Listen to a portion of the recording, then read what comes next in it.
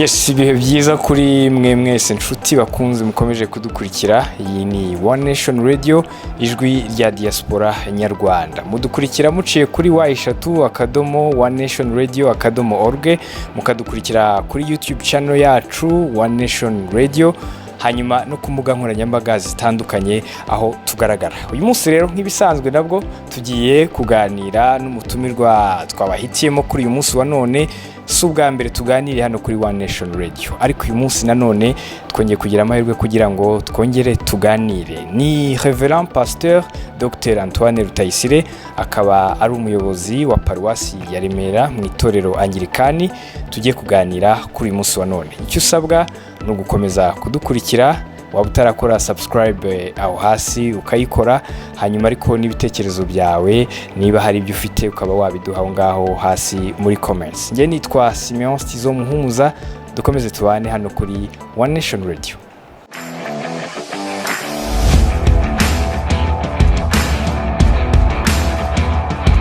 Twongeye kubaha ikaze mu kiganiro cyacu. Murakoze.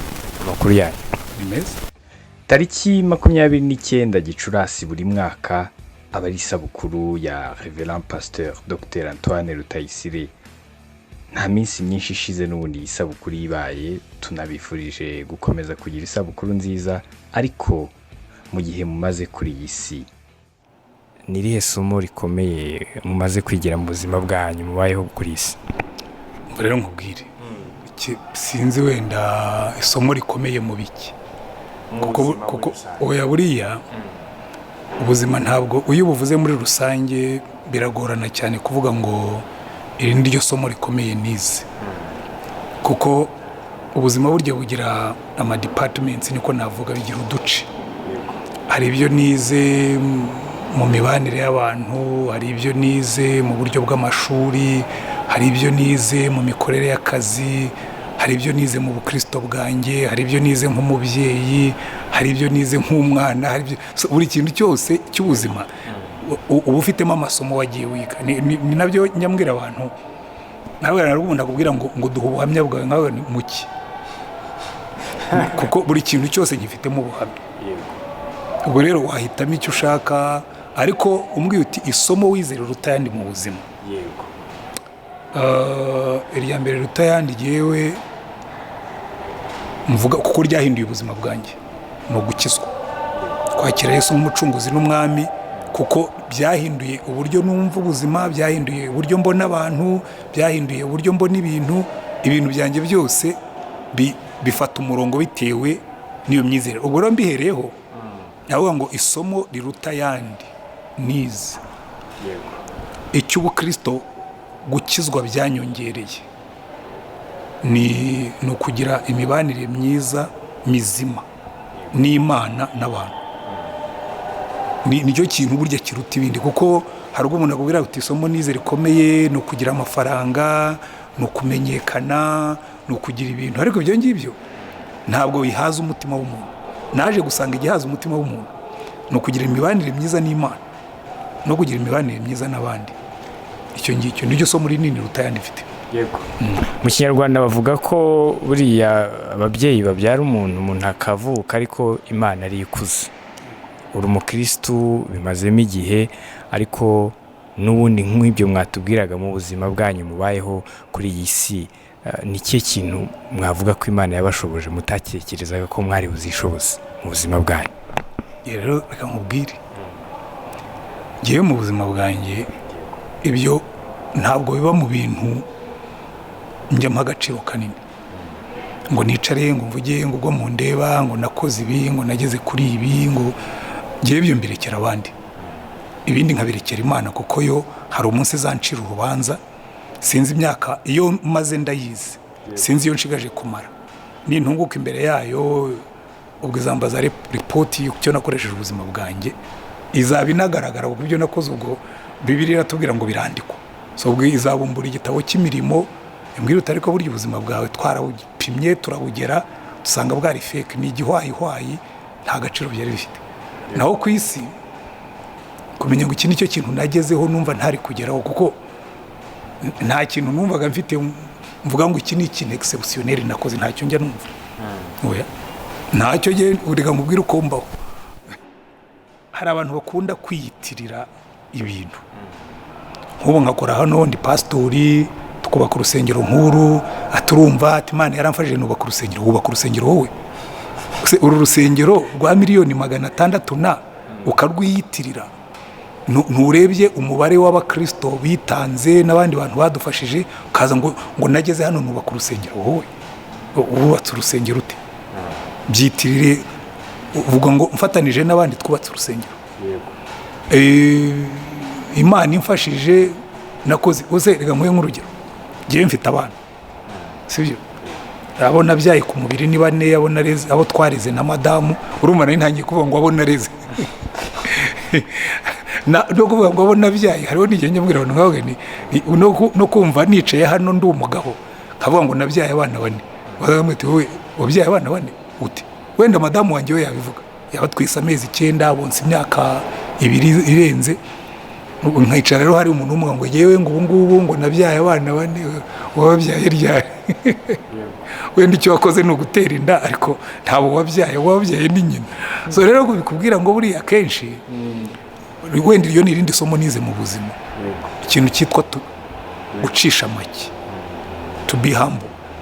Emeza umutima wawe yuko ibyo mwagezeho mu kazi ntabwo ari wowe, wabifatanije n'abandi n'Imana.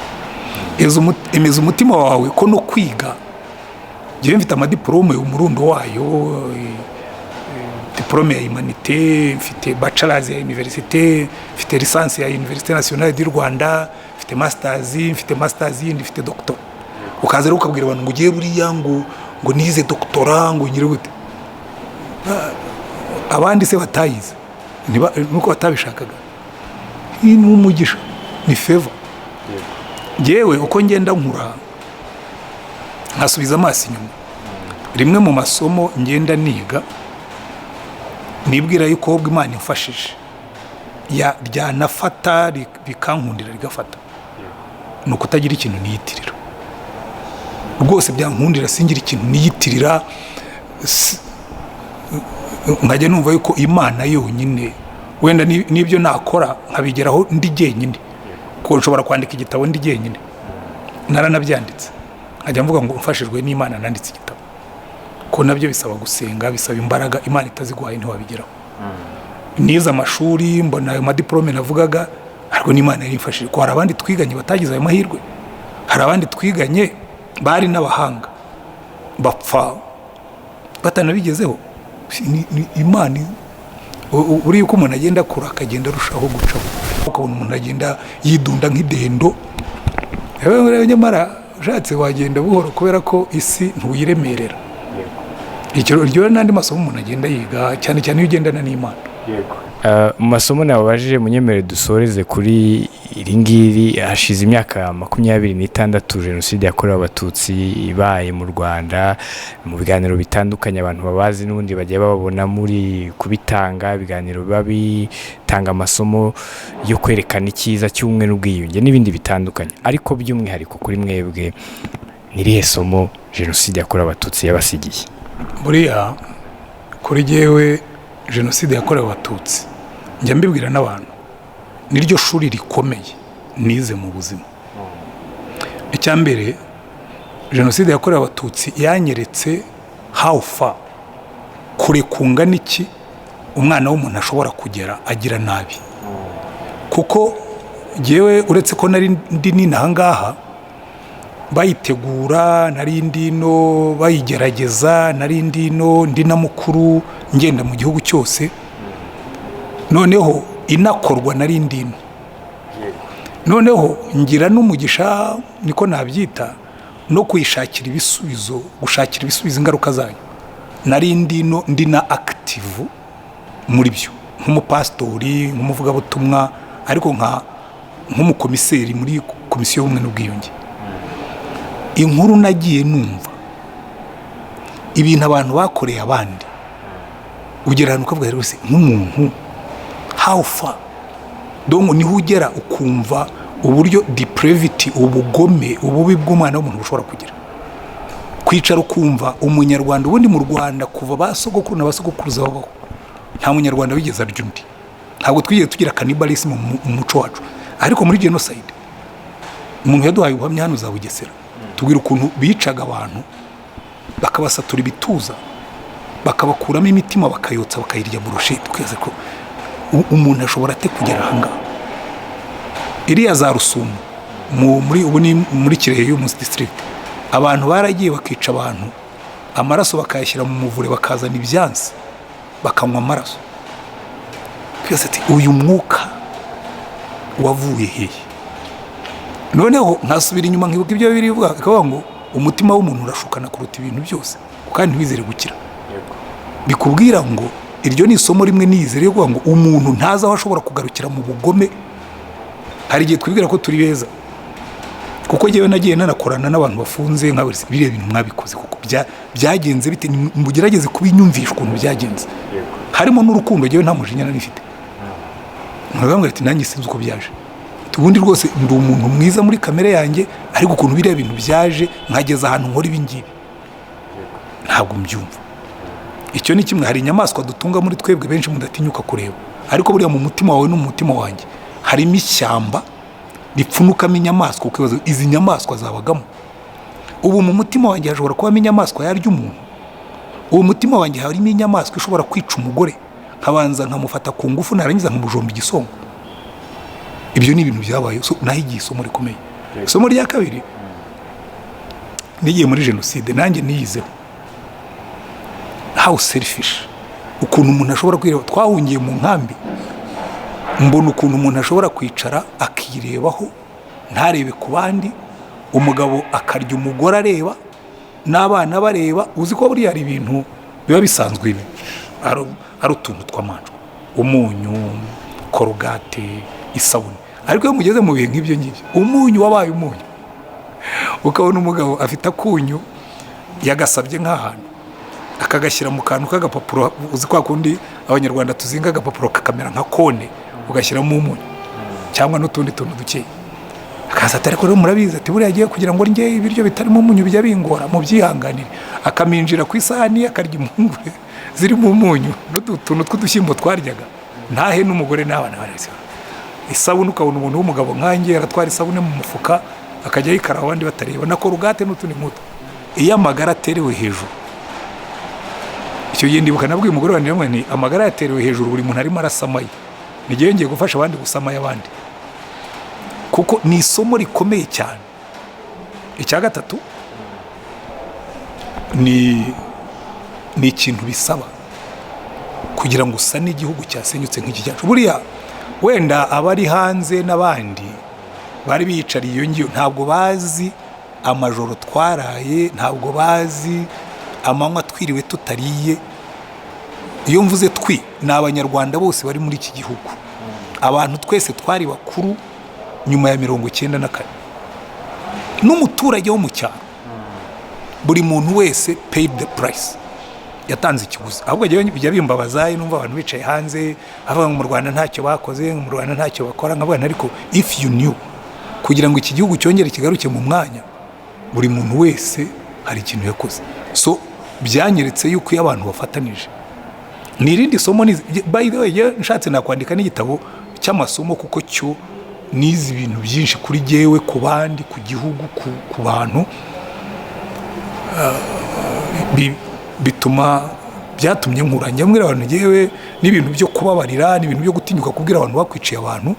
Nakoze mu magereza yose, nta gereza nimwe mu Rwanda ntabwirijemo. Mbere y'abantu ukumva bavuga abantu bishe, kandi bamwe muri bo bazi bari n'inshuti zabo, ariko ukaba ugomba kwihangana ukababwira neza, ukababwiriza. Hari n'igihe navuga muri gereza abantu ngo tugoye ntabwo wataye umutwe, urimo urabwiriza bariya ngo bajye mu ijuru, waratwiciye abantu wabaretse, niba n'Imana izahora nibura ikazaduhorera. Buriya ntabwo abantu bazi price yabayeho kugira ngo iki gihugu cyubakwe. Kwihangana kubacitse ku icumu, kwihangana kuri leta, yewe n'abariya bakoze genocide, burya no kwicara bakongera bagasubira mu bandi. Dore buriya u Rwanda ni igihugu gifite amasomo menshi, uretse ko tutandika, twakwandika ibitabo kandi sikatwigiraho byinshi. Yego, nize byinshi muri kiriya gihe. Turacyari mu minsi 100 yo kwibuka abanyarwanda bose muri rusange, by'umwihariko noneho abagize ibibazo nk'ibyo namwe mwahuye nabyo muri kiriya gihe, iyo igihe cyo kwibuka kigeze hari ibintu byinshi bimugaruka mu mutwe. Mwebwe ku giti cyanyu nihe shusho ikunze kubagarukamo cyane iyo tugeze mu bihe nk'ibi byo kwibuka? Yewe ngira umugisha, jenoside yabaye naramaze guca muri healing, donc narize uburyo umuntu akira ibikomere kubera kwizera, kuko yewe nanjye nakuze mfite ibyanjye, mfite umujinya, mfite inzangano muri jye. Hanyuma ariko mbere ya jenoside ndakizwa, maze gukizwa ndanakira, kuko hari abantu benshi bakijijwe ariko batakize ibikomere. Nk'ubu ngiye nkubwije ukuri, biriya bintu abanyarwanda babamo by'abahutu, by'abatutsi, by'abatwa, kuri jye ni fake. Biri no mu bintu nanga kumva, ntanakunda, ntanashaka kumva.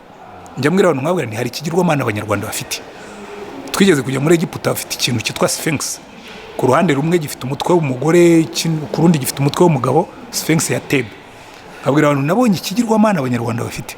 Ku ruhande rumwe gifite izuru ribwataraye, ku rundi gifite akazuru gato. Icyo kigirwamana cy'ubwoko uwamfasha tukagitera amabuye kikazasenyuka, hagasigara ubwoko bubiri bw'abanyarwanda, abanyarwanda beza n'abanyarwanda babi. Kuko ntitugikoresha izo terime, ariko iyo uvuze jenoside ntiwakwibuza kuvuga abahutu n'abatutsi, ntiwakwibuza kuvuga za stereotype bari baratwigishije ngo abatutsi bamera gutya, ngo abahutu bamera gutya. Kwa rero n'abahutu babiguyemo, ngo afite izuru, ngo ntabwo waba uri umuhutu ufite izuru rimeze ritya. Habwira nari ibi bintu ni fake, mureke tubitera amabuye kugeza igihe hazasigara abanyarwanda beza n'abanyarwanda babi. Tunadefininga beza baribo n'ababa baribo, ariko twe kujya dupfa ibintu bidafite impamvu. Siko navutse nkasanga naho navukiye, umuntu ahitamo inshuti ze, ntahitamo umuryango. So iyo ugiye kumpora aho navukiye ubu ndenganye, sinabihisemo. Nigeze no kubibwira umusirikare umwe kera muri 1992, yaramfashe yari ishyorongi, afata indangamuntu yanjye arareba ngo indangamuntu yawe iri mu mwanda. Ntiyamenya ko genda maze kwiyakira mu wundi we. Ntabwo nari kurandenganije. Ngewe naravutse nsanga aho niho navukiye. Kuri mukuru ngira inama, nkora iki kugira ngo uwo mwanda uve mu ndangamuntu yanjye?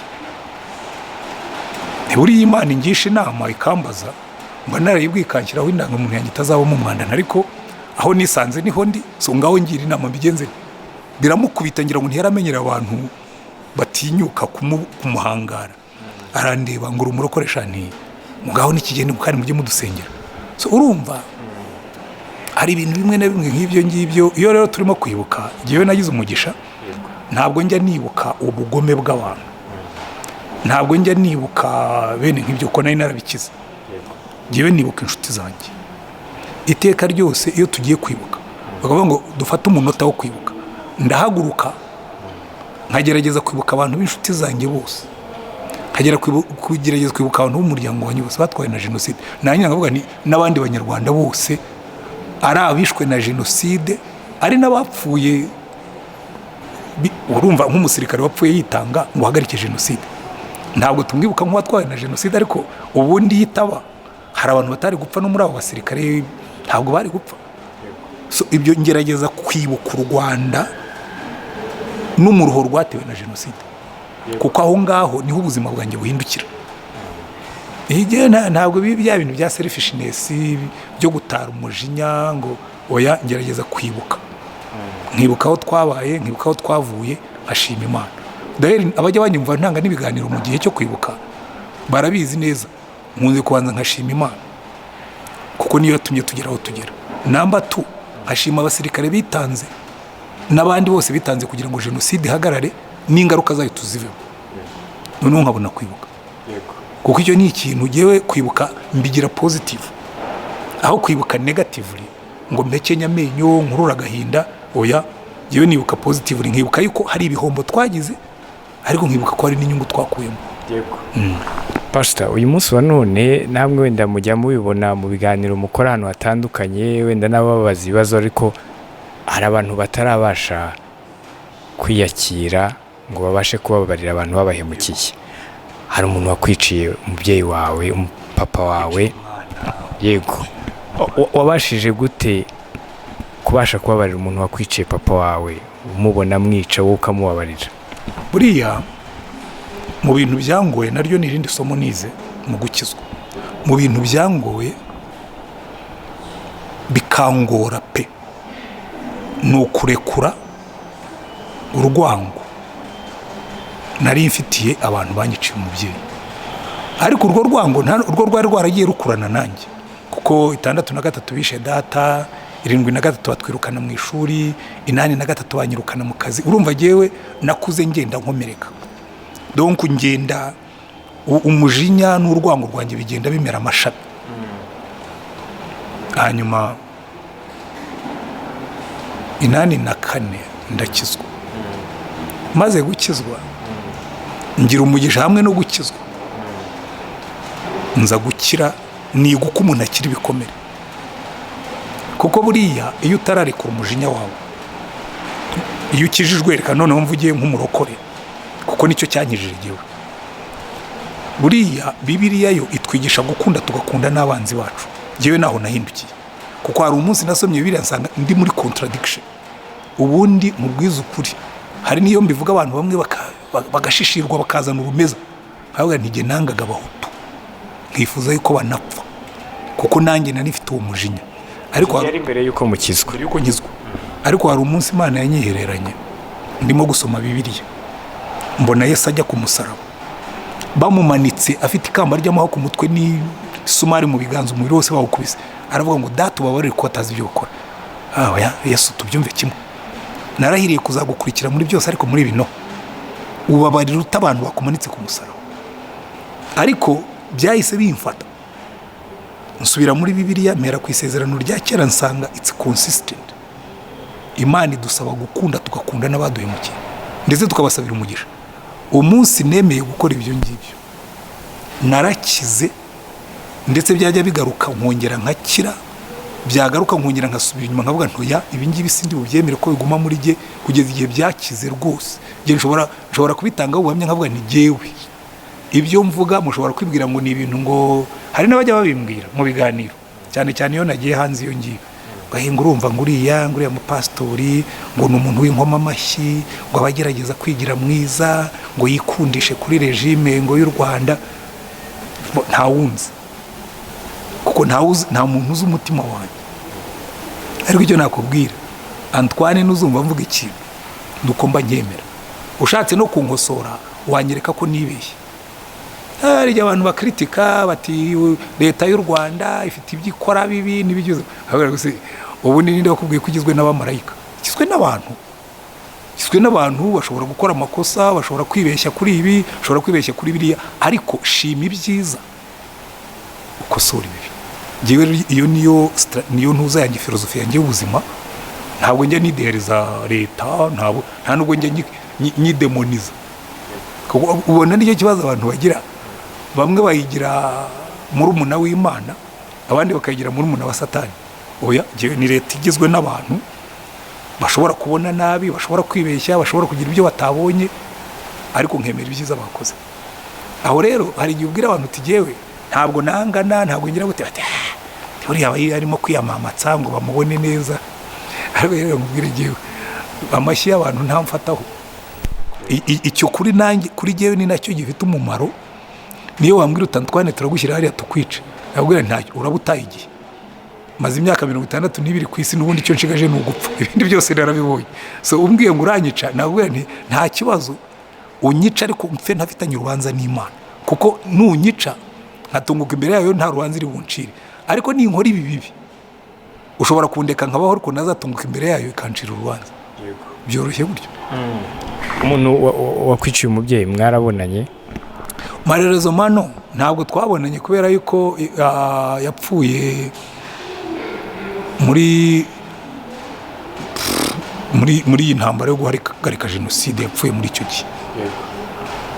Ariko jewe nari mfite umugambi wo kuzamushaka. Ari ubushobora kumaza uze ku cyubundi utari waramushatse. Ndakikubwira, jewe nyimara gukizwa nkakira inzangano n'ibindi, nigeze kubwiriza ntanga ubuhamya, mbwira abantu ngo jewe nangaga Abahutu, none narababariye, mbona iteraniro ryose rirakobanye, mbona abantu barebye hirya barebye hino, babuze aho bareba. Dusohotse baraza banshyira mu mucyo, baramwe tumva rero mwene da ntuzongere kwica ubutumwa. Biriya bintu wavuze byarakaje abantu, byababaje abantu, kuki babawe. Undi munsi muri 92 itangira, ndibuka twari twabwirije, twagiye ku Gisenyi, hari igihe twari nk'ibiharamagara turimo kubwiriza abantu yuko bagomba kuva mu nzangano tukabana amahoro. Ubwo butumwa twarabubwirije rwose, n'uwajya kuri radiyo agashakisha muri records z'icyo gihe yabwumva burahari. Noneho tugiye Gisenyi, abari giye kubwiriza kuri stade bari bamaze iminsi bahiciye abantu. Abazo ni muri 90 cyangwa 91 ni naho ni mu 91 ishyira ku ndundu. Ndabwiriza ntanga ubwo buhamya, ndavuga nti jewe nakuze nanga abahutu kubera ko bishe data bakica ba data wacu n'ibindi, ariko ubu Yesu yarankijije, sintinya umuhutu, sintinya umuntu, no kubakunda ndabakunda. Baba we nararangije. Baraza babwira abo twari twagenda bati uriya muhungu ibintu yavuze byarakaje abantu, mumubwira ahubwo ntararino, ejo mu gitondo azafate taxi ya mbere batazamubona nawe bakamuhitana. Ndahambira ndataha basigara mu giterane. Rero kubwira ngo nageze nkavuga nturiya mugabo nshobora kujya kumushaka nkamubwira ko namubabariye, noneho ahubwo bikaba bibi, ndabyihorera.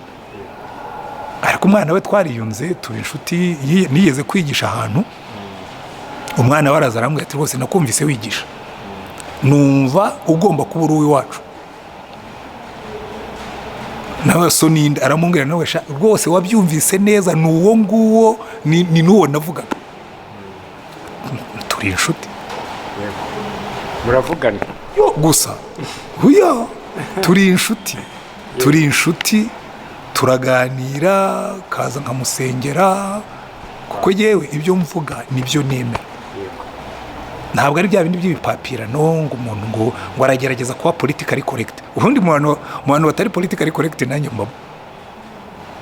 Hari abantu bakora ibintu kugira ngo bagaragare neza. That's not me. Ngiye mvuga ibyo nemera, ibyo ntemera sinjya mbivuga. Ahubwo burya ni nacyo abantu bajya banyibeshyaho ngo twanavuga ukuri kose, ntabwo babizi. Ibyo ntemera sinjya mbivuga, kandi biba ari byinshi.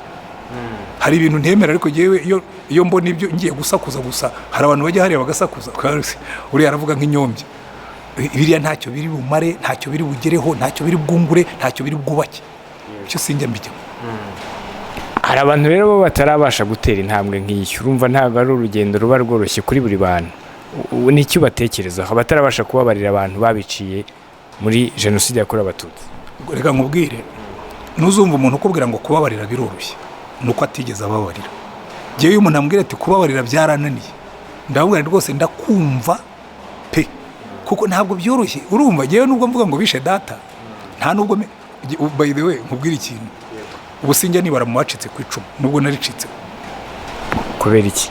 Urumva jewe mfite mama aracyariho, twari dutuye mu Mutara bahungira i Bugande, intambara inkotanyi zihunze, abakongomani baje n'abafaransa, udukotanyi dukeya twari twacitse ku 10 nkuko bavugaga, bahunze bajyanye n'abaturage b'iwacu bajya muri Uganda. Mfite mama. Uretse ko data bukwe yapfuye mu minsi ishize, nari mfite data bukwe na mabukwe, mfite baramubanje, mfite umuryango wanjye ubarahari. Ubwo nifatanye n'umupfakazi biciye umugabo akamwicira abana, nanjye nge hariya ndire mpeke nyamenyo mbabare. Ngewe mbabarana nabo kuko nza agahinda kabo, nanjye twari kumwe. Ngo ndumva agahinda k'umupfakazi, ngerageza kukumva. Nk'ubwo rero umbwiye ati byarananiye, ndavuga ni mwene da, gerageza uko ushoboye, ariko agahinda kawe ndakumva. Uwo byananiye rwose nta rubanza njya mucira, ariko namubwira nigerageza wongere wegera Imana, hari umunsi izaguha imbaraga ubigereho. Ko nanjye byarangoye, naratakaje data gusa, none utekereza uwatakaje bose, kuse wamubwira iki? Pastor, ngira ngo hari igihe mwigisha kenshi mu nsengero cyangwa se mu nama mwitabira, haba hano mu Rwanda ndetse no hanze yarwo. Radio yacu igera no muri diaspora, ni radio ya diaspora. Harimo hamwe wenda n'abakristo babagana, cyangwa se hari mu nama bakababaza nk'ibibazo nk'uko n'ubundi mwabitubwiraga, bifuza kumenya icyo mu bitekerezaho, cyane cyane iyo muri kubihuza n'icyo ijambo ry'Imana rivuga. Ku bwanyu iyo murebye mubona mu bibazo mubazwa n'abanyarwanda baba imbere mu gihugu ndetse n'ababa hanze, itandukaniro ari irihe? ko mugenda henshi hatandukanye. Itandukaniro ni rinini cyane. Reka nkwereke, buriya abanyarwanda abari mu gihugu imbere ibibazo bibariza n'iby'imibereho, twabana dute, twatsinda dute ibibazo by'iterambere, twatsinda dute ibibazo nk'ibyo bavugaga byo kubabarira urubyiruko, namenya ntuwo tuzabana n'ibindi nk'ibyo. Iyo kategori no hanze hari abameze gutyo, nanavugana nabo kuri telefone, baba bumvise nk'ubutumwa kuri YouTube bakampamagara, kohereza kuri WhatsApp n'ibindi. Harimo indi kategori y'abanyarwanda, iyo ngiyo mu Rwanda ntigaragara ariko hanze iragaragara. Hari igihe njya hanze ngatanga conference, haguka groupe bati wowe uri inkomamashyi, ntujya uvuga nabi Kagame, ntujya uvuga nabi leta y'u Rwanda, kavuga ni yewe u Rwanda nyivuze nabi ntacyo byanyungura, nta nicyo byayungura, so sinyivuga nabi. Ibyo bibazo rero bakunda kubaza ni ibintu kuki utavuga ibi ngibi, kuki utavuga biri, ariko byose ugasanga ni ibintu bijyana mu kuvuga leta, mu kwivuga nkawe ngiye usa umurimo wanjye. Sindi activiste politique, niyo nanamuba by the way buriya giye uko nteye biratandukanye. Niyo naba activiste politique giye bamfungira mu Rwanda, ntabwo nakomera amashyi hanze ngo mpavugirize induru. Oya, shaka kuvuza induru manuka ugenda uyivugirize hano bagufunge ube intwari. Ibintu byo kujya hanze ukagenda ukigira intwari, oya. Jewe mba mu Rwanda, ibyo nzagaya mu Rwanda nzabibwira abo bireba, umuntu mwegere mubwire ntariko biriya, nimba ndimo kwigisha nk'iriti ibyo mbona bishobora gukosoreka, ariko ibintu byo kwigira umu activiste ntabwo ari umuhamagaro wanjye. Icyo kibazo rero bajya bakimbaza nkabwira that's not my calling, wose umuhamagaro wanjye. Yego. Naho ubundi bisigaye ukuyemo ibyo ngibyo ibibazo babaza n'ibibwa. Yego. Nubwo hari intambwe kandi umuntu yavuga ko ari nini imaze guterwa ndetse yanagizwemo uruhare n'ubuyobozi bw'u Rwanda, mubona ari iki kibura kugira ngo ubumwe n'ubwiyunge mu banyarwanda bugerweho bwuzuye? Iki kibura rero ndakikubwira, burya ushobora guhindura ibintu ukoresheje itegeko, ugashyiraho itegeko, ugashyiraho polisi, ugashyiraho system zikora cyane, ukimpoza abantu ibintu, ukabimpoza ubumwe n'ubwiyunge. Ngiye nyambwira abantu twebwe twempoje abanyarwanda ubumwe n'ubwiyunge.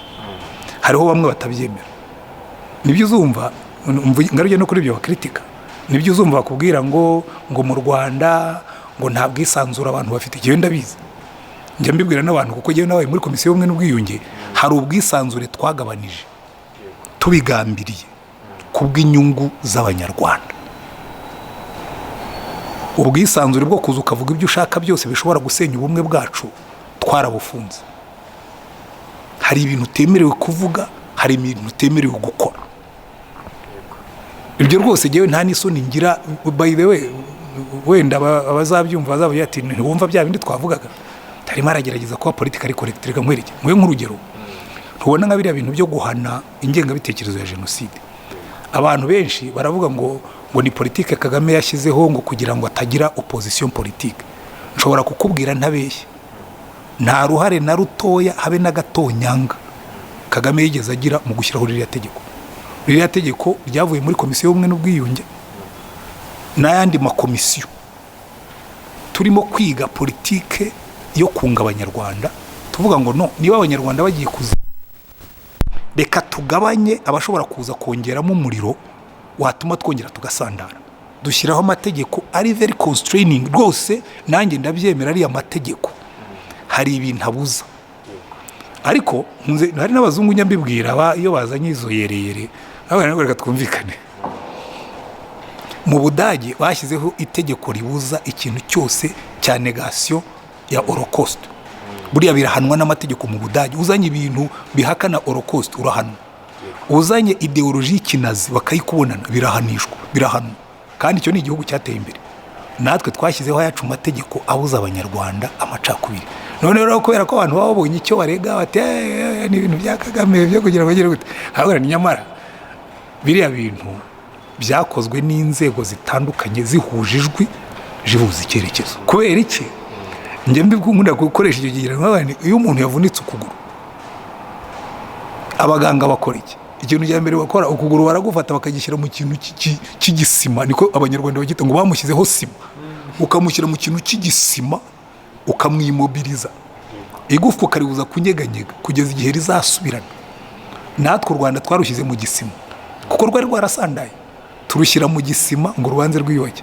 Ibyo ngibyo buriya ni ibintu abantu bavuga bakabaza ibibazo bakagira batenga nuke, ibi ngibi twarabikoze pe, kandi yewe nta na regret twagombye kugira, nta mpamvu yo kubyicuza kuko ukuguru kuvunitse bagushyira mu gisima.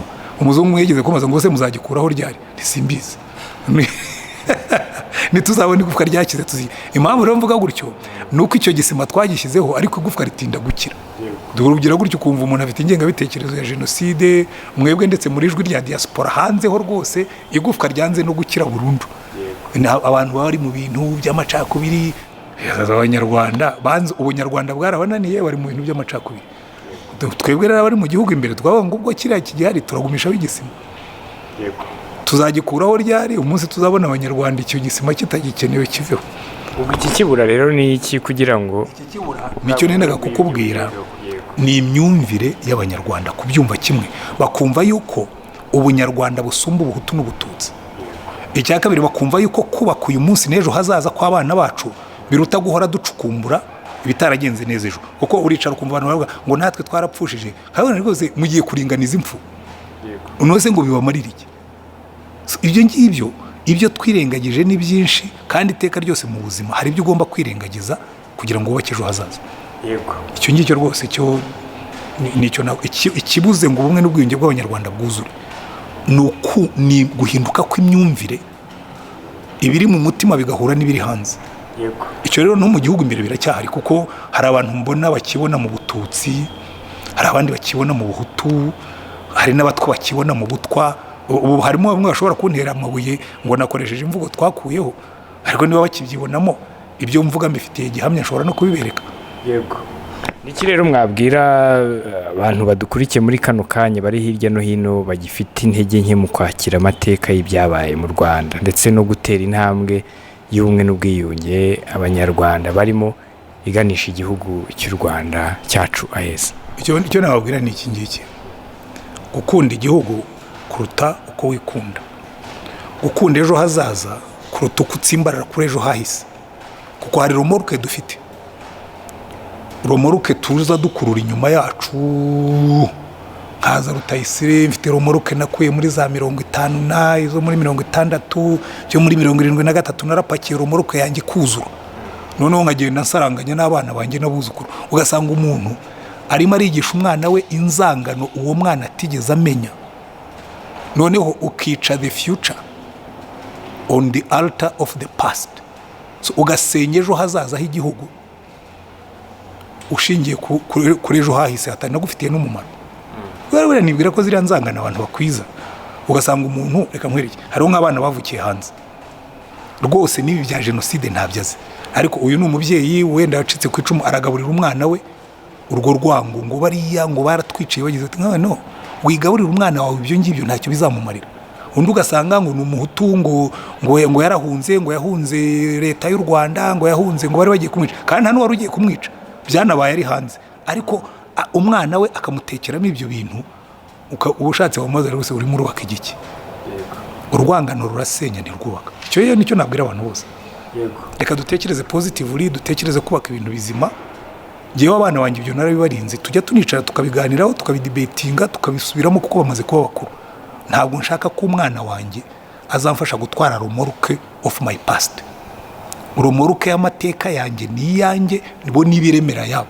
Barakuze basanga bafite se na nyina, nibareme amateka yawo atarimo contamination, atarimo ubwandu bw'amateka yanjye. Icyo nicyo buri mubyeyi wese yagombye gukora.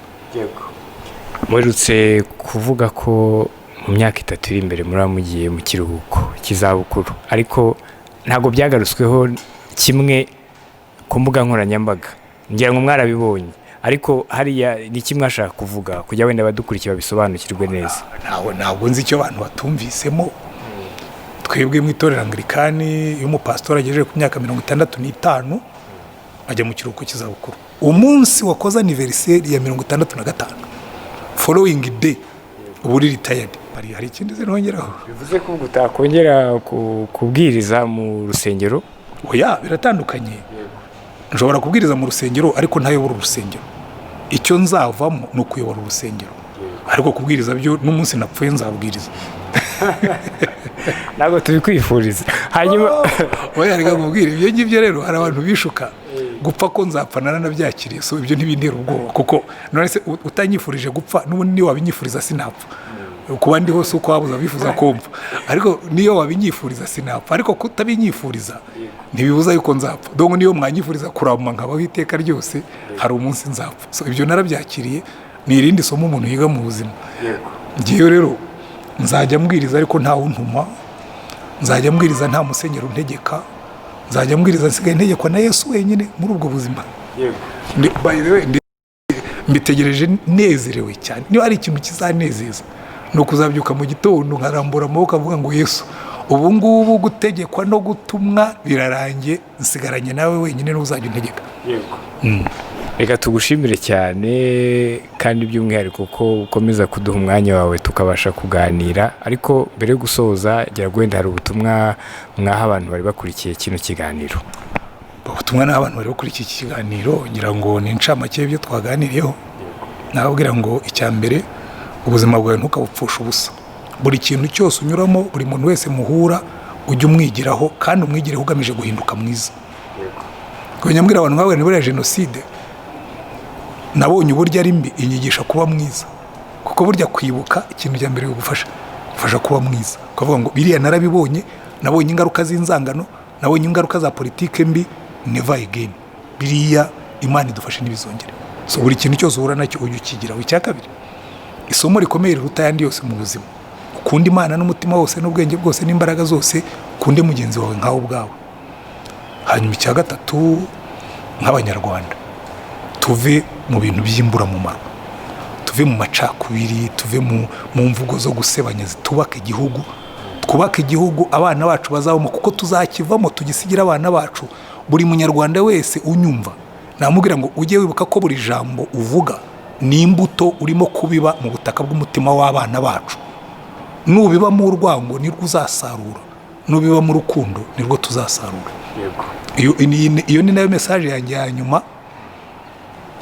Mwitondere ibyo muvuga, kuko buri jambo ryose uvuga ni imbuto ubiba, kandi ijambo rirarema.